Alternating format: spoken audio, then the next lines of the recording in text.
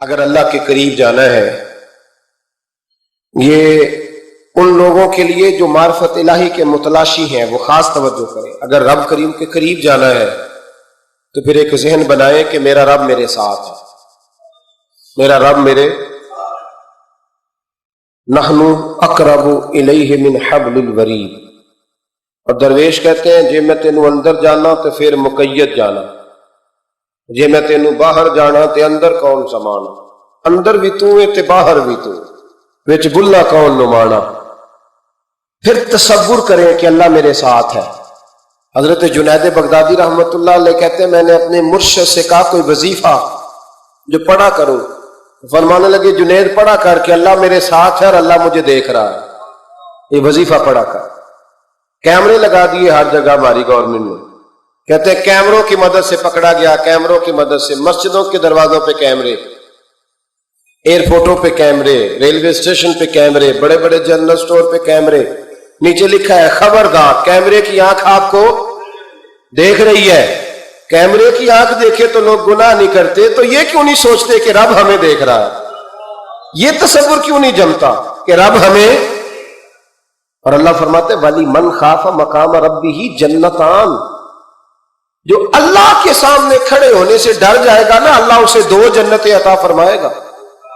اللہ اسے ایک دفعہ اگر کوئی ڈر گیا اللہ کے سامنے کھڑے ہونے، کتنی دفعہ بولے تو صحیح؟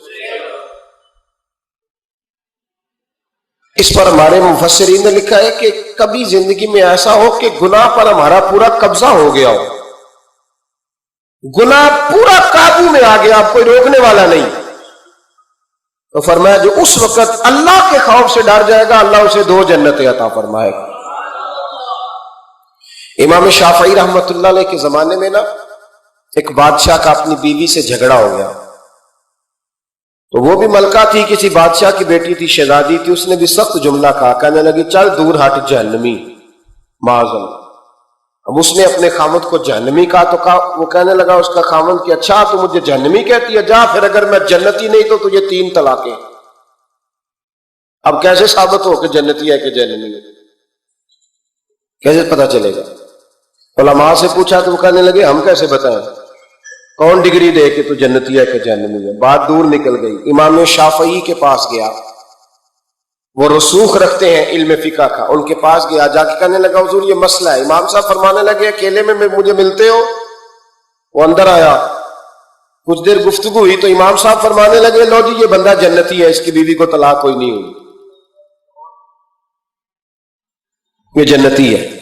آپ کو پتہ ہے لوگ فتویٰ جلدی دے دیتے ہیں، کچھ لوگ خلاف تقریریں کرنے لگے کہ بادشاہ تھا تو امام صاحب نے بچا لیا، کیسے آپ نے ڈگری دے دی کہ جنتی ہے جی؟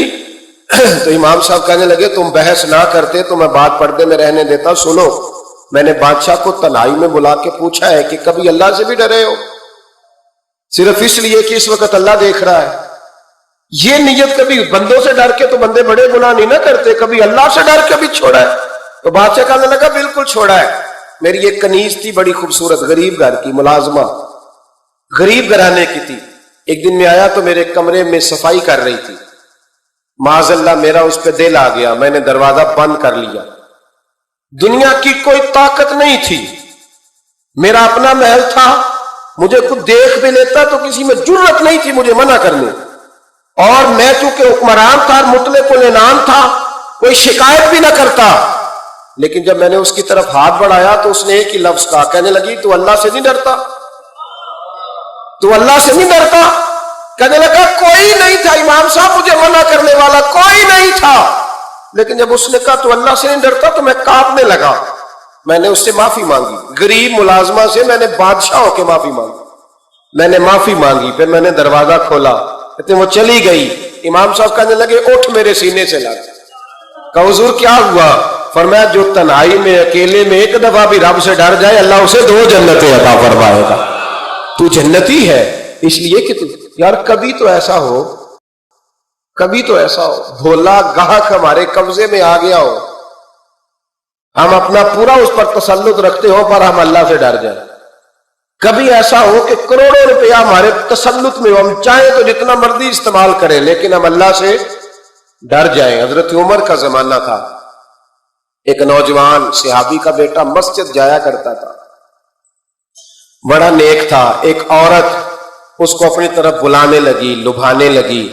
نوجوان تھا، ایک دن دل آ ہی گیا بی بی پہ. عشاء کی نماز پڑھ کے اس کے گھر کی طرف جا رہا تھا کہ کسی قاری صاحب نے آیت پڑھ دی، ولی من خاف مقام ربہ جنتان، جو اللہ کے سامنے کھڑے ہونے سے ڈرے گا رب 2 جنتیں عطا کرے. یہ آیت کیا سنی کہ نوجوان بے ہوش ہو کے گرا. کسی نے باپ کو خبر دی کہ تیرا بیٹا بے ہوش ہے. باپ گھر لائے، بالوں میں ہاتھ پھیرا، بیٹے کیا ہوا؟ اس نے آنکھیں کھول کے کہا ابا جی میں نے گناہ کیا نہیں، لیکن میرا قبضہ پورا ہو گیا تھا گناہ پہ. وہ بالکل راضی تھی، میں چاہتا تو میں گناہ کر لیتا، لیکن میں اللہ سے ڈر گیا. کیا واقعی رب مجھے 2 جنتیں دے گا؟ تو باپ نے ماتھا چوما کا بیٹا اللہ کے وعدے بڑے ہی سچے ہیں، بڑے سچے ہیں. تو یہ تصور کر کے اللہ مجھے دیکھ رہا ہے، پھر ڈر جا، واقعی 2 جنتیں دے گا.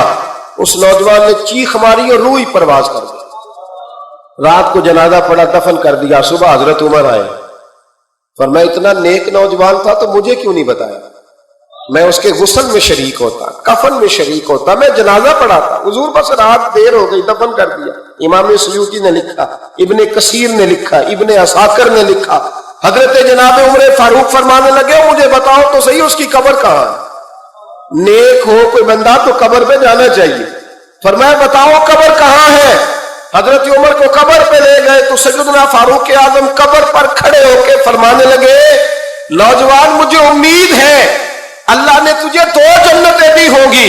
حضرت عمر کہتے ہیں مجھے اللہ کی قسم قبر کے اندر سے بول پڑا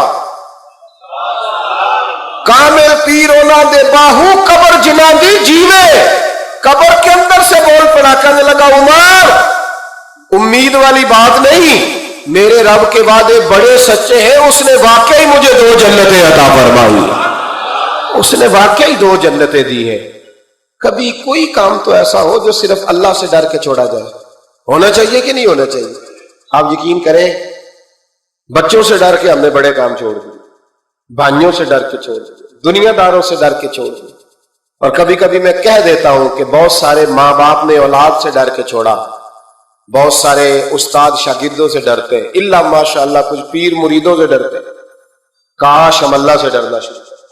جب رب سے ڈرو گے پھر کسی اور سے نہیں ڈرو گے. اللہ کا خوف سنوارتا ہے، سجاتا ہے. یہ ذہن بنائے.